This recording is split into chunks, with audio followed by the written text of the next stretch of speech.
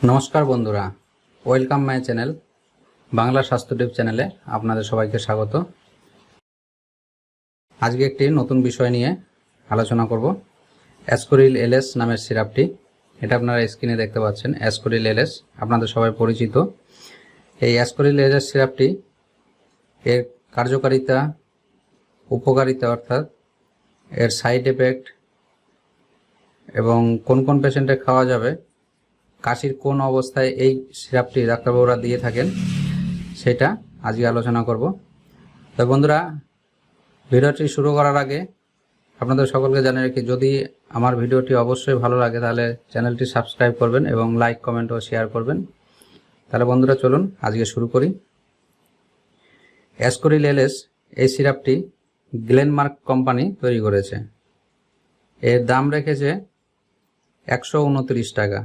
বন্ধুরা, এই Ascoril LS সিরাপটি লিবোসালবিউটামল সালফেট, অ্যামব্রক্সল হাইড্রোক্লোরাইড এবং গুয়াইফেনেশন এক্সপেক্টোরেন্ট এই রকম কম্পোজিশন দিয়ে তৈরি।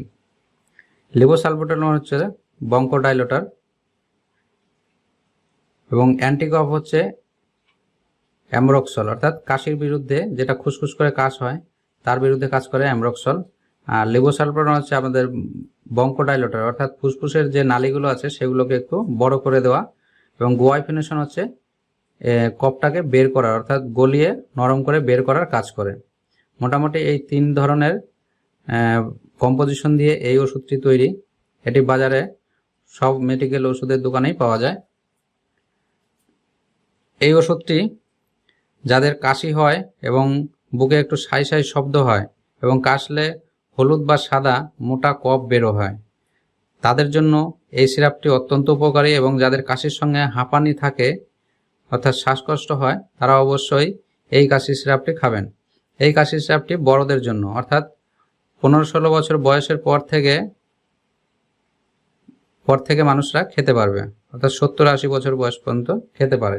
তার ডোজ, এটা যেমন 12-13 বছর বয়সে বা 17-18 বছর বয়স পর্যন্ত এটা 5 ml থেকে 7.5 ml পর্যন্ত দিনে 3 বার করে খাওয়া যাবে। তার থেকে একটু বয়স্ক হলে, অর্থাৎ 20 বছর হয়ে গেলে আপনার 10 ml করে দিনে 3 বার করে খাওয়া যায়। এবং খাওয়ার নিয়ম এটা, দিনে 3 বার করে খাবেন। এর সঙ্গে যদি বেশি দিন ধরে কাশি থাকে তাহলে এর সঙ্গে অবশ্যই অ্যান্টিবায়োটিক দিতে হয়। অ্যান্টিবায়োটিক হচ্ছে আপনার ধরুন অ্যাজিথ্রোমাইসিন বা অ্যামোক্সাসিলিন ক্লাভুলেট পটাশিয়াম 625 mg, এটি নির্দিষ্ট ডোজে খাবেন। এবং এই দুটো অ্যান্টিবায়োটিক ডোজ সম্বন্ধে অন্য ভিডিও অবশ্যই থাকবে, সেখানে আমার চ্যানেলে গিয়ে দেখে নেবেন। তো বন্ধুরা, অ্যাসকোরিল এলএস সিরাপটি হচ্ছে বঙ্কোডাইলেটর, আপনারা শুনতে পারলেন, এবং গুয়াইফেনেশন কফটাকে বের করার জন্য সাহায্য করে। এবং যাদের বুকে অনেক দিন ধরে নিউমোনিয়ার কফ, অর্থাৎ প্রোডাক্টিভ কফ, মানে কাশলে অনেকটা করে কফ বের হয়, তাদের এই কাশি সিরাপটি খেলে খুবই উপকার হয় এবং কফগুলো বেরোতে থাকে। বুকের সর্দি কাশি একদম এক নিমেষেই শেষ হয়ে যাবে। যত পুরনো সর্দি কাশি থাকুক এগুলো শেষ হয়। কিন্তু যাদের বুকে কফ নেই, শুধু কাশছে, মানে খুসখুস করে কাশি হচ্ছে কিন্তু বুকে কোনো কফ নেই, তারা অবশ্যই এই সিরাপটি খাবেন না। তাদের এই সিরাপটি কোনো কাজ হবে না। তার জন্য অন্য সিরাপ আছে, সেটা ড্রাই কফের জন্য যে সিরাপ থাকে, ড্রাই কফের জন্য চ্যানেলে ভিডিও থাকবে, সেগুলো আপনারা দেখে নেবেন যে কোন কোন সিরাপ ড্রাই কফে কাজ করে। এটা হচ্ছে ভারী কফ, অর্থাৎ প্রোডাক্টিভ কফের জন্য এই সিরাপটি কাজ করে।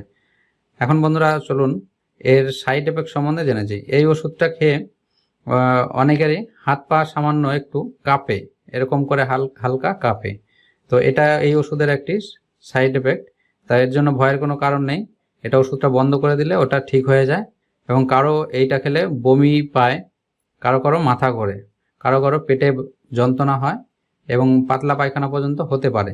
তাই নিয়ে ভয়ের কিছু না। এটা যদি হয় এরকম, তাহলে অবশ্যই আপনার পরিচিত ডাক্তারবাবুর কাছে দেখাবেন, তিনি হয়তো বদলে অন্য কোনো কফ সিরাপ বা কোনো ব্যবস্থা করবেন। কিন্তু বন্ধুরা, নিজেরা এই সিরাপটি কিনে খাবেন না কোনো ডাক্তারবাবুর পরামর্শ ছাড়া। হ্যাঁ, এই ওষুধটা খেয়ে আপনি কোনো ড্রাইভ বা অর্থাৎ গাড়ি চালাবেন না বা কোনো মেশিনারি যন্ত্রাংশের মধ্যে এই ওষুধটি খেয়ে কাজ করবেন না, তাহলে আপনার অ্যাক্সিডেন্টাল প্রবলেম আসতে পারে যে কোনো সময়। আর এই ওষুধটি এর অরিজিনাল কিনা সেই জন্য কোম্পানি এটি এই কিউআর কোড মানে বারকোড দিয়ে দিয়েছে। বন্ধুরা, এটা গুগলে গিয়ে যেখানে ওষুধ যাচাই করে সেভাবে গিয়ে দেখলে আপনারা বুঝতে পারবেন যে ওষুধটা অরিজিনাল কিনা।